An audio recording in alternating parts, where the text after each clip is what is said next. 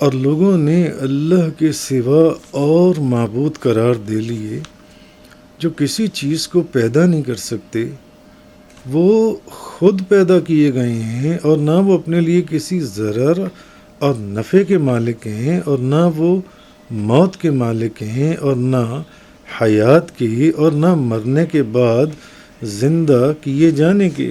جو معتبر تفاسیر ہیں ان میں نقصان دور نہ کر سکنے اور نفع نہ پہنچا سکنے کا وصف جو ہے یہ بتوں کے لیے ثابت کیا گیا ہے۔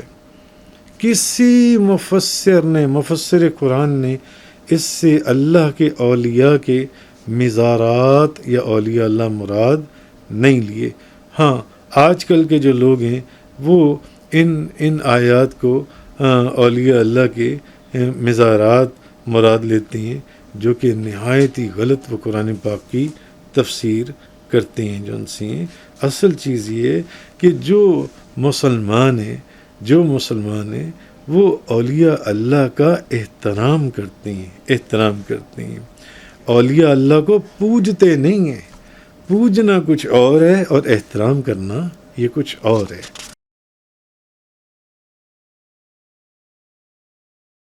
وَاتَّخَذُوا مِن دُونِهِ آلِهَةً لَا يَخْلُقُونَ شَيْئًا وَهُمْ يُخْلَقُونَ وَلَا يَمْلِكُونَ لِأَنفُسِهِمْ ضَرًّا وَلَا نَفْعًا وَلَا يَمْلِكُونَ مَوْتًا وَلَا حَيَاةً وَلَا نُشُورًا۔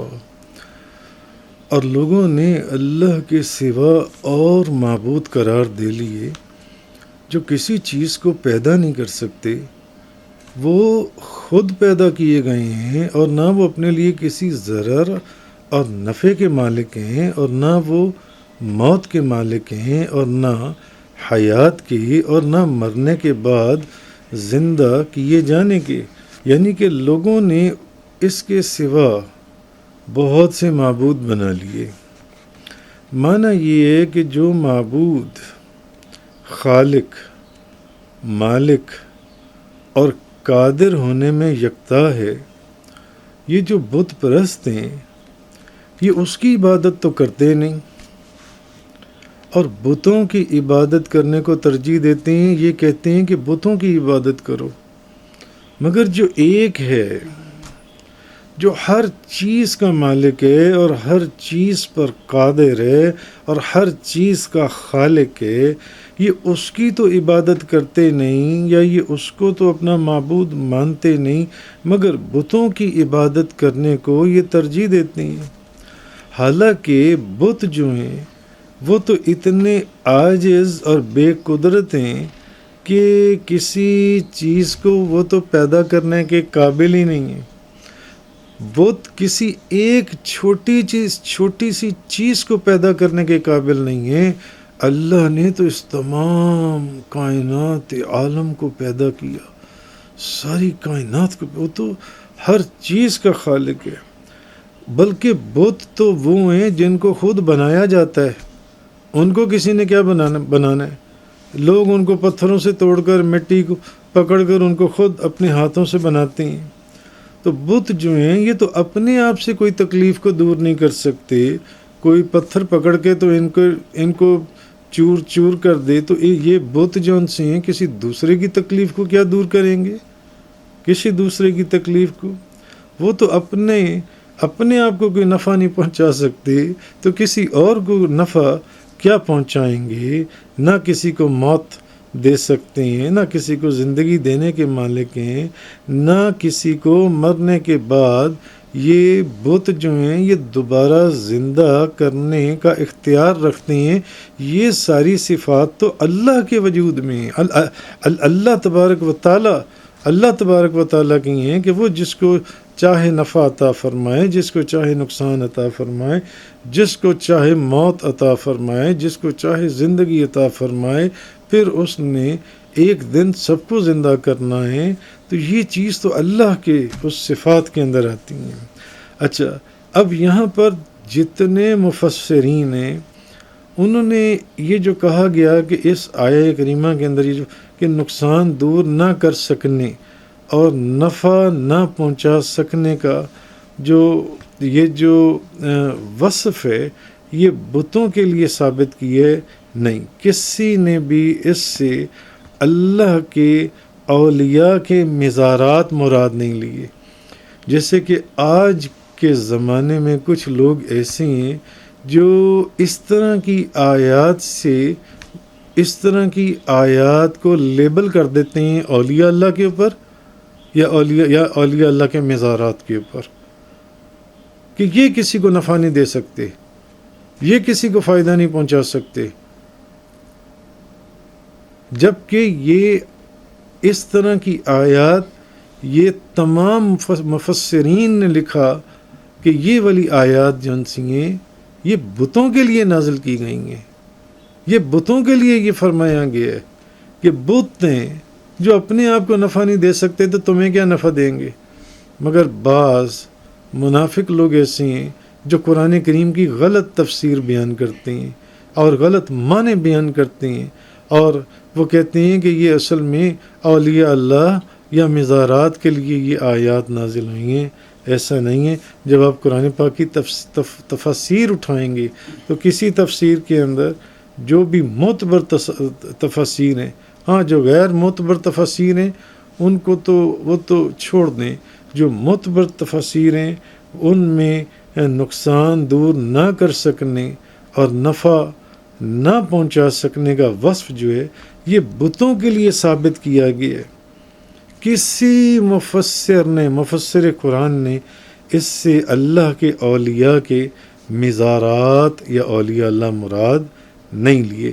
ہاں آج کل کے جو لوگ ہیں وہ ان آیات کو اولیاء اللہ کے مزارات مراد لیتے ہیں، جو کہ نہایت ہی غلط و قرآن پاک کی تفسیر کرتے ہیں. جو ان سے اصل چیز یہ ہے کہ جو مسلمان ہیں وہ اولیاء اللہ کا احترام کرتے ہیں.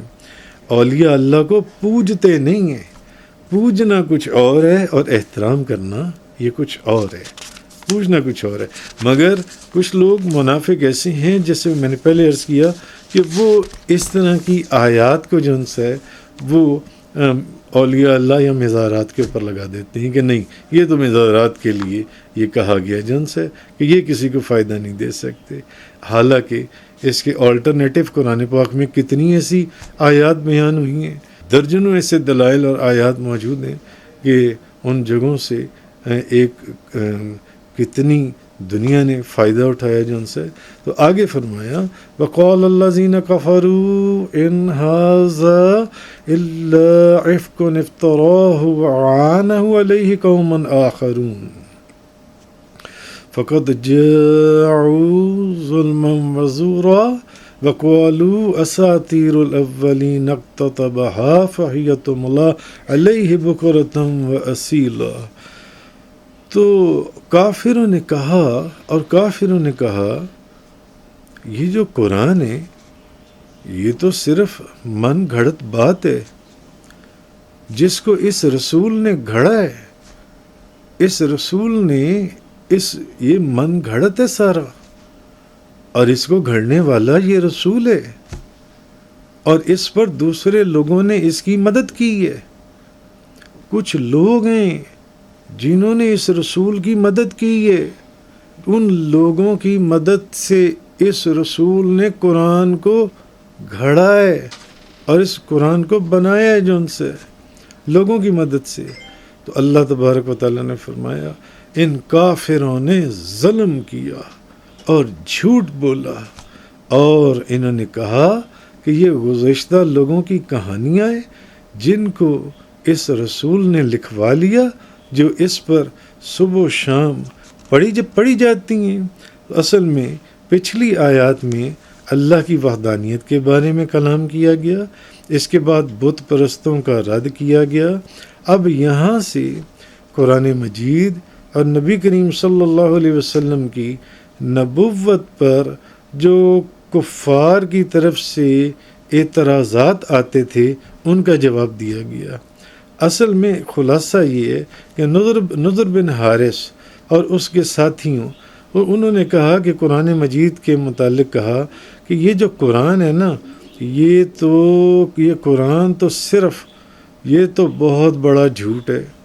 نضر بن حارث نے الیاذ باللہ انہوں نے کہا کہ یہ تو بہت بڑا جھوٹ ہے جو رسول اللہ صلی اللہ علیہ وسلم نے خود بنایا ہے۔ تو اس پر یہودیوں اور اداس و یسار وغیرہ جو اہل کتاب ہیں، یہودیوں نے نبی کریم صلی اللہ علیہ وسلم کی مدد کی ہے۔ تو نبی پاک صلی اللہ علیہ وسلم نے یہودیوں کی مدد سے اس قرآن کو گھڑا ہے جو ان سے، اور یہ کفار نے اعتراض کیا نبی کریم صلی اللہ علیہ وسلم اور قرآن کریم کے اوپر۔ تو اللہ نے پھر ان کے رد میں ارشاد فرمایا کہ نضر بن حارث یہ جو مشرکین ہیں یہ بڑی ہی بیہودہ بات کر رہے ہیں، اور یہ بہت بہت ظلم اور یہ جھوٹ کے اوپر اتر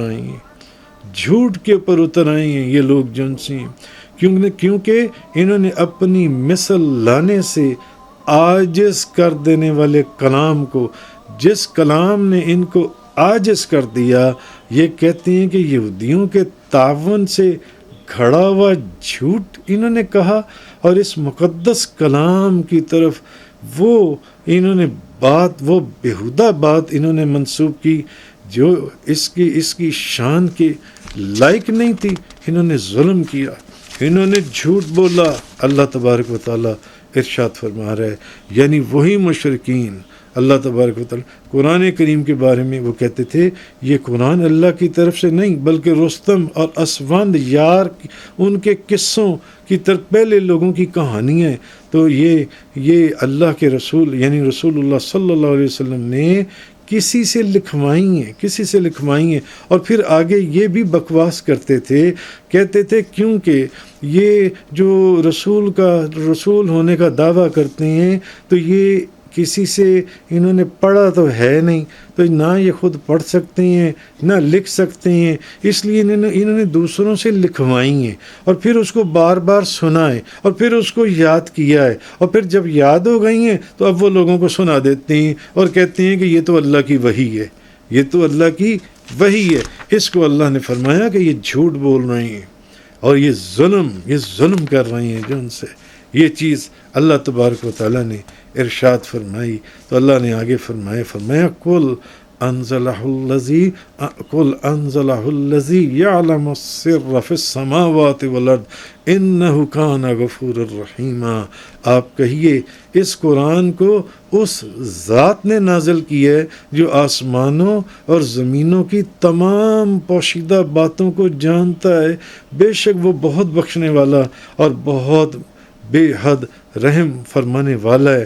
یعنی اے میرے رسول مکرم آپ کہیے اس قرآن کو اس ذات نے نازل کی ہے جو عالم الغیب ہے، مجھے باقی رہی بات میری، تم میرے متعلق بات کرتے ہو تو مجھے کسی معلم کی ضرورت نہیں ہے جو مجھے پڑھائے اور جو مجھے لکھائے، جو ان سے اللہ اپنے رسول اپنے محبوب کی طرف سے ان کافروں کو جواب دے رہا ہے۔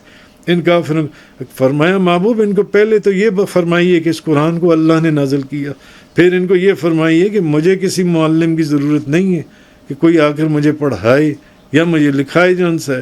تو نبی پاک صلی اللہ علیہ وسلم اگر یہ قرآن اہل کتاب کی کتابوں سے ہوتا تو اس میں ان کی کتابوں سے زیادہ تفصیل نہ ہوتی۔ بھئی یہ سب سے بڑی دلیل نہیں ہے، ان کتابوں میں اتنی تفصیل نہیں ہے جن کتابوں کا یہ حوالہ دے رہے ہیں کہ اس رسول نے وہاں سے جو رسول کا دعویٰ کر رہے ہیں انہوں نے وہاں سے یہ بہت زیادہ تفصیل ہے ان کتابوں سے جو ان سی ہے۔ دوسرا اس قرآن کے اندر بے شمار چیزیں ایسی ہیں جو ان کتابوں کی ناسخ ہیں، وہ نہ ہوتی جو ان سی ہیں، اور اس میں یہ بیان نہ کیا، پھر اس قرآن کے اندر یہ بیان کیا گیا، یہ چیز بیان کی گئی کہ گزشتہ کتابوں میں تحریف کر دی گئی ہے۔ یہ کیا دلائل نہیں ہے؟ یہ دلائل یہ سب، اور اگر یہ کتاب ان کتابوں سے، یہ قرآن ان کتابوں سے ماخوذ ہوتا تو پھر مشرکین اور منکرین کے لیے اس قرآن کی نظیر لانا بہت آسان ہوتا، جبکہ تم لوگ ایک صورت تو کیا ایک آیت بھی آج تک بنا کے نہ لا سکے اس کے جواب کے اندر جو ان سے ہے. تو تم اس جیسی کتاب بنانا تو بہت دور کی بات ہے. جو تم کہتے ہو کہ یہ گھڑ لی، بھئی تمہیں تو یہ کئی دفعہ کہا گیا ہے کہ اگر اللہ کے رسول میرے حبیب نے، بھئی اگر یہ گھڑی ہوئی کتاب ہے تو تم بھی گھڑ کے لے آؤ جو ان سے. مگر تم آج تک اس کتاب جیسی کتاب تو لانا دور کی بات، اس جیسی صورت لانا دور کی بات، تم تو ایک آیت نہ لا سکے اس جیسی جان سی ہے. بار بار تم سے تقاضا کیا گیا کہ اچھا چلو صورت تو نہیں تو ایک آیت لے آؤ، ایک آیت نہیں تو ایک لفظ لے آؤ، تم تو نہیں لا سکے جان سے. تو آج 14 صدیاں گزرنے کے بعد آج بھی اب تک بھی تم کسی ایک آیت کی مثل بھی بنا کر نہ لا سکے. تو واضح ہو گیا کہ مشرکین جو تھے وہ جھوٹ بولتے تھے اور وہ ظلم کر رہے تھے. مشرکین کا یہ کہنا غلط تھا کہ ہمارے رسول نے اس قرآن کو اہل کتاب کے تعاون سے بنا لیا جن سے. تو فرمایا وہ بہت بخشنے والا بےحد رحم، یعنی مسلمانوں کے لیے تمہیں نہیں پتہ، تم تو جو کر رہے ہو وہ کر ہی رہے ہو، ظلم اور جھوٹ، مگر مسلمانوں کے لیے ہم بہت بخشنے والے اور رحم فرمانے والے ہیں. وآخر الدعوانا ان الحمد للہ رب العالمین. تفسیر قرآن کا یہ لیکچر انگلش میں سننے کے لیے براہ کرم ڈسکرپشن میں موجود لنک پر کلک کریں.